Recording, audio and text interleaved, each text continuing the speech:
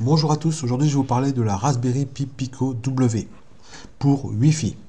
Et il va sortir très prochainement la WH qui sera exactement la même, la différence près c'est qu'elle sera soudée, d'accord? Donc si on regarde l'évolution, en 2020 est sortie la Raspberry Pi Pico, que j'avais déjà fait une vidéo là-dessus pour vous montrer comment elle était sympathique, hein, sympa comme carte, mais le problème c'est qu'elle était absolument pas communicante, donc j'étais resté sur mon ESP32. En 2021, ils ont sorti la version H, avec donc des soudures. Très bien, bon, ça évite de souder. En 2021-2022, viennent de sortir la version avec le Wi-Fi. Alors cette puce-là, c'est une Infineon, voilà, c'est cette référence-là, pas beaucoup d'importance. Ce qui compte, c'est qu'elle fait du Wi-Fi, ça c'est très bien. Elle pourrait aussi faire du Bluetooth, sauf que la partie Bluetooth n'est pas activée. Alors pourquoi ils l'ont pas activée? Tout simplement parce que ça prend des broches sur la carte, hein, la puce, et donc du coup, c'est contraignant. Savoir si on va le faire ou pas par la suite. Alors attention, quelle broche ça prend? Le Wi-Fi tout simplement déjà. La broche 23, la broche 24, la broche 25 et la broche 29. 29, dans la carte d'origine, elle est utilisée pour un convertisseur analogique numérique. La troisième entrée du convertisseur, le troisième convertisseur.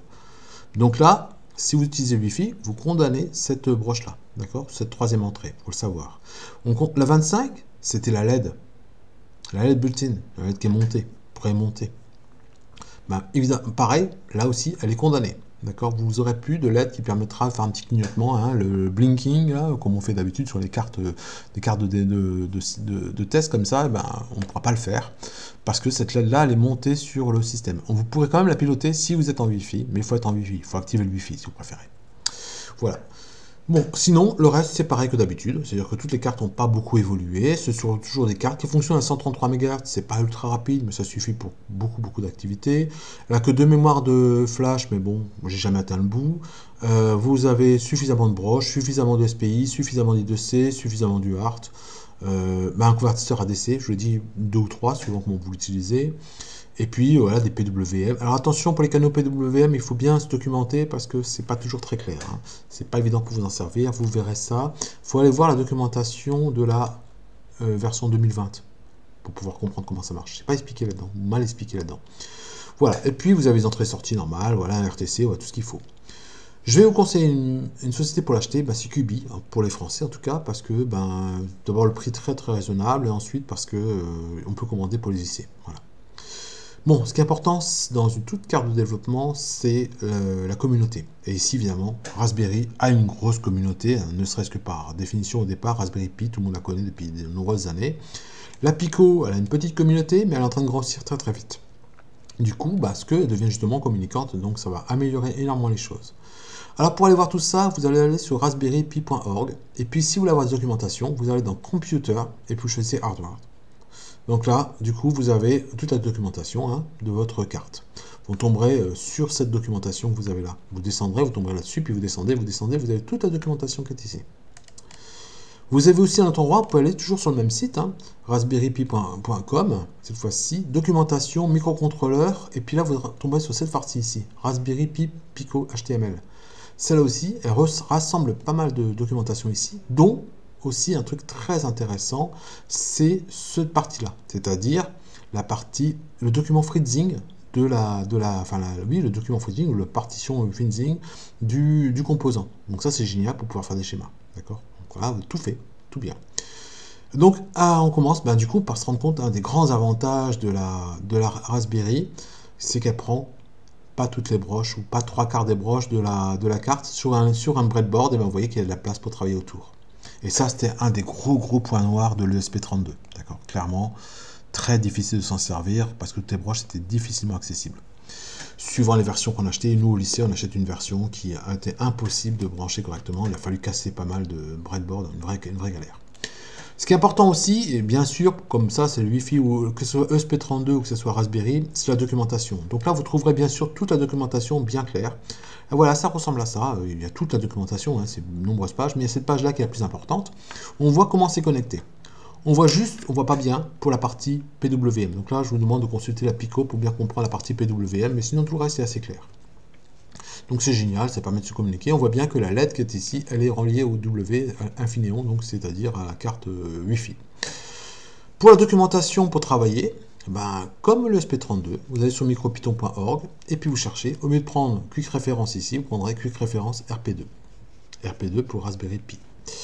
Voilà. Alors maintenant, comment on installe tout ça? Alors c'est super simple. Toujours sur micropython.org, vous allez télécharger firmware. Vous allez là-dessus, vous choisissez PicoW, et puis vous cherchez firmware, vous tombez dessus. Vous voyez que si vous regardez mes firmware qui sont présentés, hein, c'est celle du jour, et ben on voit qu'il y a déjà eu, en 3 jours, il y a eu 3 mises à jour. Donc méfiez-vous, ça va très très vite, parce que c'est une carte qui est en train de se développer. Même dans le ESP32, tous les mois, il fallait consulter, parce que ça évolue, puis des fois, il fallait revenir en arrière, parce que certaines fonctions ne marchaient plus très bien. Donc attention, mais allez voir, ça va évoluer très très très vite. Une fois que vous avez ça, quand vous avez récupéré votre firmware, hein, c'est un format .uf2, vous téléchargez tout simplement, vous appuyez sur le bouton, c'est ce que j'ai expliqué ici, hein. Vous appuyez sur ce bouton, vous le branchez à ce moment-là, en restant appuyé, hein, bien sûr, vous lâchez le bouton et vous verrez à ce moment-là sur votre ordinateur, comme une clé USB, 2 petits fichiers. Vous prenez votre firmware, vous le glissez dedans. Du coup, vous ne verrez plus rien, vous ne verrez plus votre clé USB, hein, comme votre composant. Et par contre, vous allez sous Tony. Et là, ça fonctionne de manière tout à fait normalement, tout à fait transparente, comme les ESP32. Pour l'interpréteur, il faudra choisir Raspberry Pi Pico si vous avez une version de Tony assez... pas la plus récente, malheureusement, je ne sais pas pourquoi. Mais la plus récente, ça va revenir. Hein. Sinon, vous prenez la version générique. Voilà. Suivant les 4 versions, moi j'ai testé les deux. Ça marche bien hein, dans les deux cas. Bon, faisons un petit programme. Alors, vous allez voir que ça ressemble exactement à ce qu'il y a de base. Hein. J'ai fait un Hello World avec un timing. Ben, je vais aller dans Quick Reference. Je vais chercher où est-ce que c'est les délais timing. On voit que c'est exactement la même commande que pour l'SP32. Donc, la commande ne change rien. Vous faites un copier-coller. D'ailleurs, je pourrais faire ça en SP32. Ça marcherait tout aussi bien. Voilà. Et puis pour finir, quand même, cette vidéo, rapidement, je vous conseille un site qui est génial, enfin des sites géniaux, c'est toujours dans raspberry.org, je vous le dis, c'est une communauté, donc il y a des choses derrière, et vous allez dans projet, c'est ici, hein, d'accord? Et là vous choisissez bien sûr Raspberry Pi Pico comme hardware, et vous tomberez sur un certain nombre de choses. Et donc vous trouverez des tas de petits tests que vous pouvez vous amuser à faire, et c'est très sympa, des choses, des exercices à faire, de comment get starting, voilà, getting started, c'est important pour démarrer, hein. Et là ils vous font tout le wifi. Directement, donc je l'ai expliqué, c'est super simple à mettre en œuvre. Voilà, et ça vous permettra de vraiment démarrer en toute tranquillité avec des petits projets, essayer, et vous verrez, on peut faire des choses sympas. Attention, parce que les projets qui sont proposés ici ne sont pas forcément que pour la W, ils sont pour tous les formats. Voilà, j'ai fini pour cette vidéo, j'espère qu'elle va vous intéresser, et je pense que ça va être pour moi l'avenir, hein, la prochaine carte de cette année, enfin la carte que je vais utiliser cette année, ça sera celle-ci, celle que je vais commander dans mon établissement. Voilà.